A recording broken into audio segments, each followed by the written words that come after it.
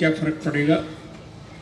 इस बड़ौदा के उपचुनाव का परिणाम अगर आपके सहयोग और समर्थन से इंडियन नेशनल लोकदल पार्टी के पक्ष में हुआ, अगर हमारी पार्टी का उम्मीदवार जोगेंद्र मलिक को आपने जिताने का काम किया, तो इस एक सीट की वजह से इस सरकार की गिरावट आ जाएगी, इनमें भगदड़ मच जाएगी। उर्दू का एक मुहावरा है, आवाज़ खलक नकारा खुदा, कि जनता की जो आवाज़ होती है वो भगवान का नगाड़ा होता है।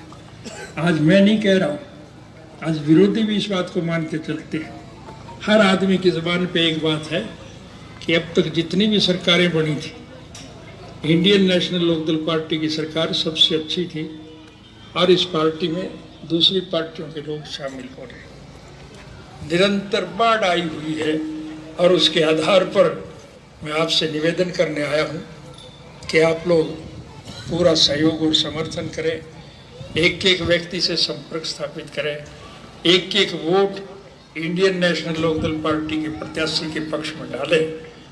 आपका प्रत्याशी अगर भारी मतों से जीतेगा तो फिर इस सरकार में भगदड़ मच जाएगी और इनके विधायक टूट के दूसरी पार्टियों में आएंगे। ये सरकार टूट जाएगी और मध्यावधि चुनाव होंगे, और जब मध्यावधि चुनाव होंगे तो फिर मेरे कहने की आवश्यकता नहीं, इस चुनाव परिणाम का असर मध्यावधि चुनाव में पड़ेगा।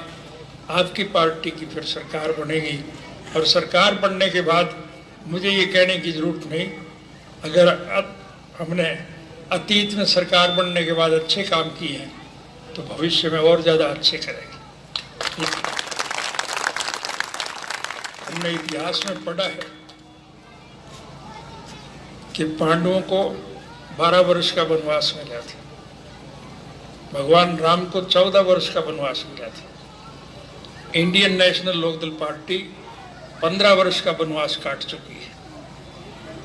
सत्ता प्राप्ति के बाद जो नुकसान इन 15 सालों में आपके हुए, चाहे वो आर्थिक नुकसान है, चाहे वो सामाजिक नुकसान है, चाहे वो व्यापारिक नुकसान है, हम उन सारे नुकसानों की भरपाई करेंगे और लोगों को उन सारी दुविधाओं से वंचित करेंगे, और आपका भविष्य उज्जवल बन सके।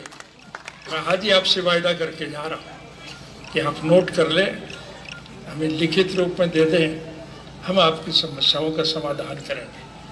हम कहने में यकीन नहीं रखते, करने में यकीन रखते हैं।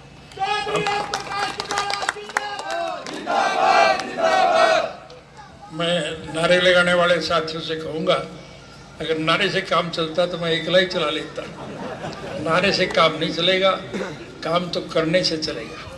किसी व्यक्ति विशेष के नारे लगाने की बजाय पार्टी के नारे लगाए जाएं, वो ज़्यादा अच्छे हैं। हम कोई सत्ता के भूखे लोग नहीं, हमारा कोई व्यक्तिगत स्वार्थ नहीं। हम तो स्वर्गीय चौधरी देवीलाल जी की तरफ से लगाए हुए उस पौधे की अपने खून से सिंचाई करते हैं, ताकि वो पौधा अच्छे फल दे और उससे लोगों को ज़्यादा से ज़्यादा लाभ मिले।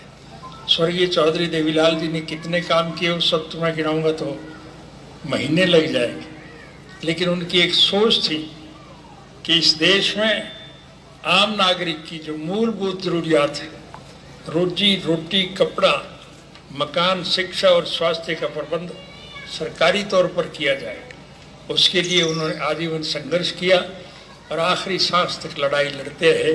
हमारी अब यही सोच है कि हम उनके स्वप्नों को साकार कर सकें, और उनके स्वप्न साकार करने के लिए आप लोगों की जिम्मेवारी बढ़ती है।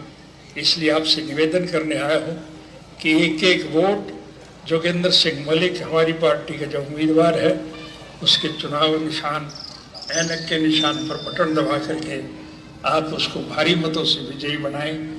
उसकी विजय प्राप्ति के बाद आपकी जब सरकार बनेगी तो फिर आपको कुछ मांगने की जरूरत नहीं रहेगी।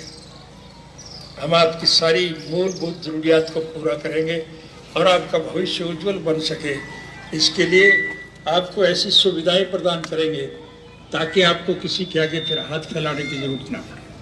प्रजातांत्रिक प्रणाली में सरकारें तो बदलती रहती हैं, लेकिन नीतियां नहीं बदलती हैं। कानून अगर अच्छे बनाए जाए तो उसका नफा नुकसान लोगों को होता है। इसलिए हमारी सोच ये होगी कि हम आपको ज़्यादा से ज़्यादा सुविधा दे सकें ताकि स्वर्गीय चौधरी देवीलाल जी के स्वप्न साकार होंगे। यही कुछ बातें करने के लिए मैं भागता सा समय निकाल करके आपके बीच में आया हूँ। आप सब लोग आए, मैं आपका आभार व्यक्त करता हूँ और इस उम्मीद, विश्वास और भरोसे के साथ आपसे विदाई चाहूँगा कि आप सब लोग छोटे मोटे मतभेद भुला करके इंडियन नेशनल लोकदल पार्टी के प्रत्याशी श्री जोगेंद्र मलिक की भरपूर मदद करें। मेरे कहने की आवश्यकता नहीं। अगर ये उम्मीदवार हमारा काबिल है, काम करने वाला है, मेहनती है, लगनशील है, आपके दुख दर्द में भागीदारी करता है, तो फिर आप उसकी मदद करें। और जितने उम्मीदवार यहाँ चुनाव लड़ रहे हैं, ये मेरे कहने की आवश्यकता नहीं, अगर उन सब में आपकी पार्टी का उम्मीदवार अगर सबसे ज़्यादा श्रेष्ठ है तो फिर आपकी जिम्मेवारी बढ़ जाती है कि आप उसकी मदद करें। मैं आपको वायदा दे करके जा रहा हूँ कि इसका परिणाम बड़ा सुखद होगा। भविष्य में आपकी जब सरकार बनेगी तो आगे भविष्य में कभी किसी किस्म की दिक्कत और कठिनाई का सामना आपको ना करना पड़े। आपकी मूलभूत जरूरियात हम सरकारी कोष से पूरी करवाएंगे। यही बात करने के लिए मैं सब समय निकाल करके आपके बीच में आया हूँ। मेरा प्रोग्राम काफ़ी लंबा चौड़ा है, समय थोड़ा है, इसलिए मैं 54 के 54 गाँव में 10-10 मिनट के लिए जरूर हाजिरी लगाऊंगा। आप आए, आपका आभार व्यक्त करता हूँ। जो साथी किसी कारणवश नहीं पहुँच पाए हैं उन सबको मेरी तरफ से राम राम भी देना और उनसे निवेदन करना कि वो इंडियन नेशनल लोकदल पार्टी के प्रत्याशी के चुनाव चिन्ह ऐनक का बटन दबा करके 3 नवंबर को